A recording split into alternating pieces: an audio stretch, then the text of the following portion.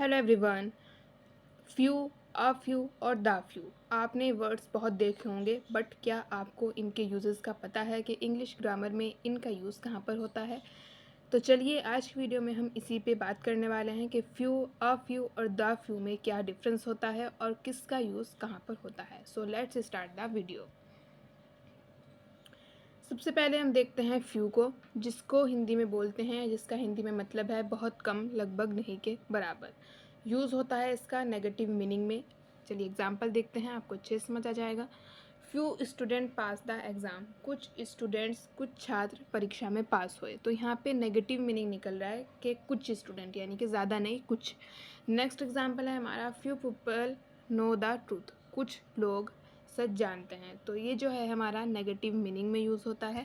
जैसे कि इसका हिंदी में मीनिंग ही है बहुत कम, लगभग नहीं के बराबर। यानी कि फ्यू जहाँ पे आ गया, हम लगाते हैं अंदाज़ा कि नेगेटिव मीनिंग में यूज़ हो रहा है, जिसका मतलब है बहुत कम।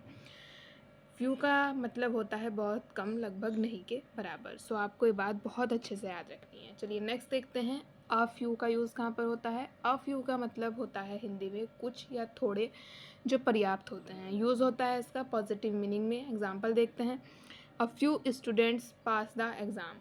अ फ्यू आ गया यहाँ पे, यानी कि इसका यूज़ हुआ है पॉजिटिव में कि कुछ स्टूडेंट परीक्षा में पास हुए।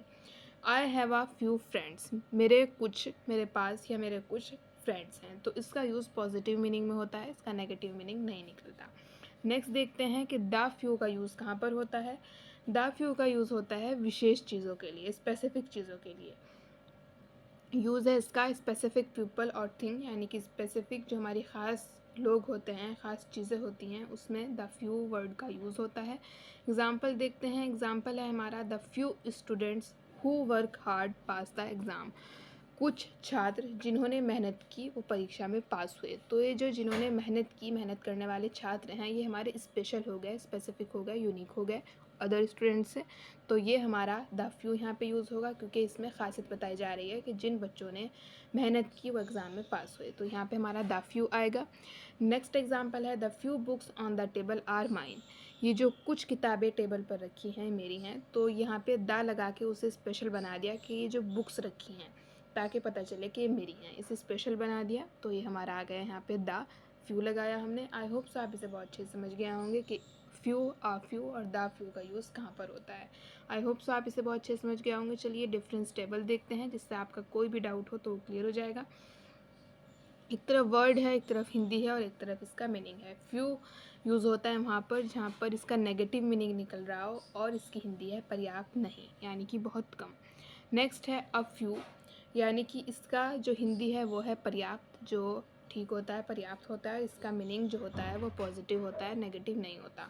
द फ्यू जो है उसकी हिंदी होती है विशेष, जो स्पेसिफिक चीज़ों में यूज़ होता है। तो आई होप सो आप इसे बहुत अच्छे से समझ गए होंगे और आप ये भी समझ गए होंगे कि फ्यू का यूज़ कहाँ पर होता है, द फ्यू का यूज़ कहाँ पर होता है और आ फ्यू का यूज़ कहाँ पर होता है। आई होप सो आप इसे बहुत अच्छे से समझ गए होंगे।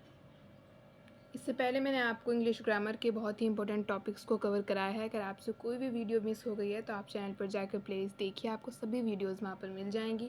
और आगे भी मैं आपको बहुत ही इंपॉर्टेंट इंग्लिश ग्रामर की टॉपिक्स कराने वाली हूँ, जिससे आप कोई भी वीडियो को मिस मत कीजिएगा। और अगर आपको आज की वीडियो अच्छी लगी है तो वीडियो को लाइक शेयर सब्सक्राइब करना मत भूलिएगा। मिलती हूँ गाइज नेक्स्ट वीडियो में नए टॉपिक के साथ, तब तक के लिए good bye, thanks for watching.